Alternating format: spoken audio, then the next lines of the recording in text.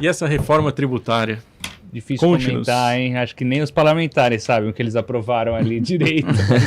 Um disclaimer antes de comentar e trazer para a conversa, eu acho que todo mundo vai ter partes interessantes para contribuir. Isso aqui não vai ser uma avaliação política de se eu concordo, se eu discordo. É uma avaliação fria do que foi aprovado. O mercado reagiu bem, sim, pragmaticamente. Há muito tempo não se viu um consenso tão grande dentro do Congresso para um tema tão polêmico.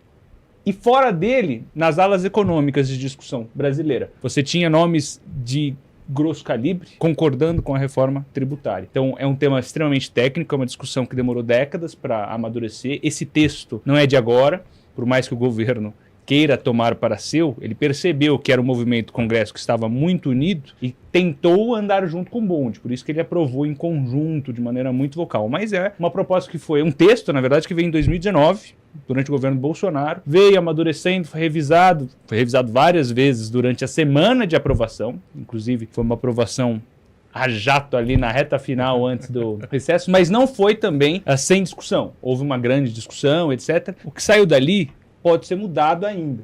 Então não é o desenho final que a gente vai debater aqui, é o que foi para o Senado, que já é uma ideia formal. No Senado ele vai ser lapidado, é um diamantezinho, vai ser lapidado, vai ser trabalhado e vai, né? Esperemos que seja assim.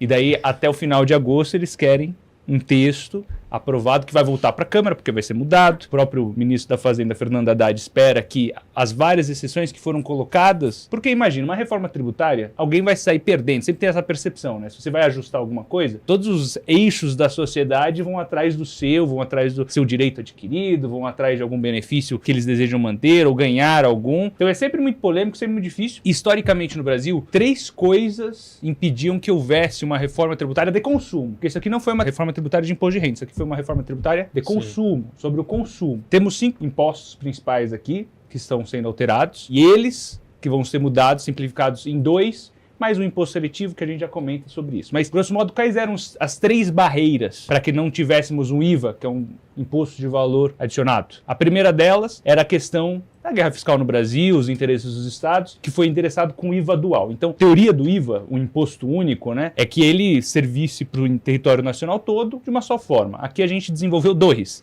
né, que é o IVA dual. O IVA dual ele funciona de maneira federal e no eixo subnacional para os estados e municípios. Esse é o primeiro questão que foi endereçada, sempre foi muito polêmico. O segundo é a questão da transição e da compensação dos estados, como é que isso funciona, quem vai bancar isso. Também foi endereçado com 2 fundos, né, um de compensação, um de desenvolvimento regional, para que a União conseguisse trazer para a mesa de maneira mais enfática os governadores. E conseguiu. A gente teve não só diferentes eixos econômicos, de economistas, né, concordando com a reforma, desde heterodoxos até ortodoxos, como também parlamentares de diferentes espectros políticos, né? Desde a direita até a esquerda, concordando com isso. E você conseguiu trazer para a mesa governadores também de diferentes espectros. Desde os governadores do PT no Nordeste até de São Paulo, que era ministro do governo Bolsonaro, Tarcísio de Freitas, concordando com a reforma. Não foi sem negociar também. Tarcísio foi, negociou, conseguiu colocar na reforma tributária o que ele queria, que era envolvendo a questão do Conselho Federativo, questão dos fundos regionais também, conseguiu colocar, apoiou, trouxe republicanos, parte relevante do PL para a mesa, ou seja, havia muita concordância. Tirando a questão política, acredito que a gente avançou muito nesse debate, que era uma coisa que precisava amadurecer. Se a gente tivesse que definir uma pessoa que tocou essa reforma, você consegue definir ou você acha que foi algo meio... Arthur Lira foi o grande nome, para mim, da reforma. Que agora está onde? Eu diria que você vai ser Safadão. Exatamente. Arthur Lira está no Cruzeiro do Wesley Safadão. Então... Ele correu para entrar no Cruzeiro? Não sei. Talvez seja por isso. Então, indiretamente, foi o Wesley Safadão que permitiu a reforma tributária. Wesley Safadão é o grande nome do Brasil, então, futuro candidato a presidente. Já temos aí um Reels, um corte.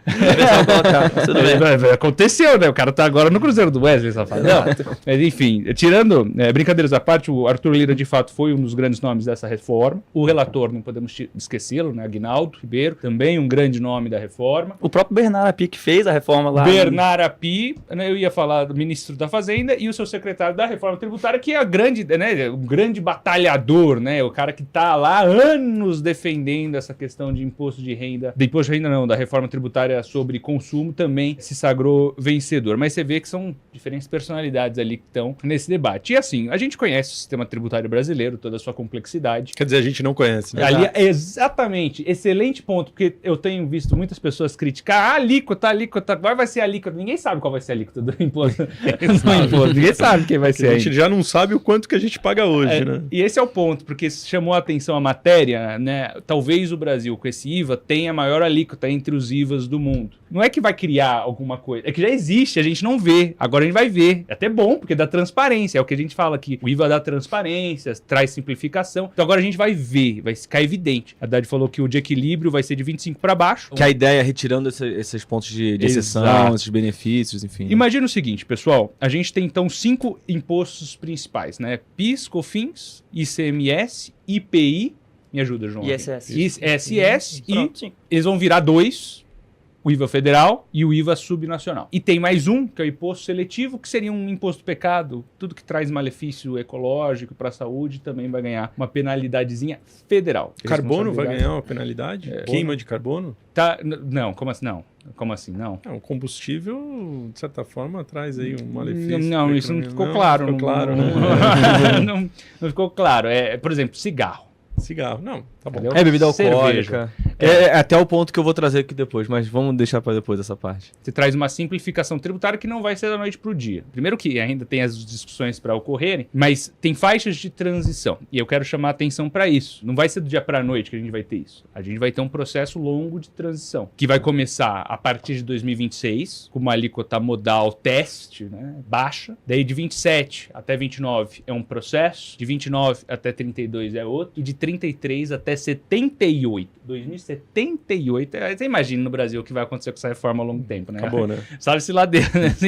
50 anos de transição foi o que deu para aprovar. Todo mundo falava reforma possível, né? E de fato, assim, se a gente observar, conhecemos direito, o sistema tributário brasileiro, tem guerra fiscal, é ineficiente, é regressivo e não progressivo, tem inúmeras disfuncionalidades que podem ser endereçadas com essa questão. Acontece que a carga tributária brasileira já é elevada e, portanto, qualquer reforma que não fosse neutra seria visto como prejudicial. E talvez no curto prazo, nesse processo de transição, a gente perca alguma coisa, né? A gente sofra alguma penalidade. No curto prazo, a ser endereçado no Senado Federal. Você viu, eu falei de 2 impostos, né? Além desses 2, né, do IVA nacional, o IVA subnacional, você tem o IVA padrão, o reduzido e o zero. E tem também os regimes especiais, os regimes de excepcionalidade. Toda vez que você cria algo que foge do padrão, a economista Rafaela Vitória até comentou, é a síndrome da meia entrada no Brasil. Quando você cria uma meia entrada, por exemplo, você encarece o preço médio do ingresso. Da mesma maneira, quando você cria uma alíquota zero, quando você cria uma alíquota reduzida, quando você cria regimes especiais a serem definidos posteriormente por lei complementar, como a própria alíquota, você encarece o IVA padrão. Toda vez que você quer algum benefício, você, né, para cada escolha uma renúncia, já dizia o Chorão. É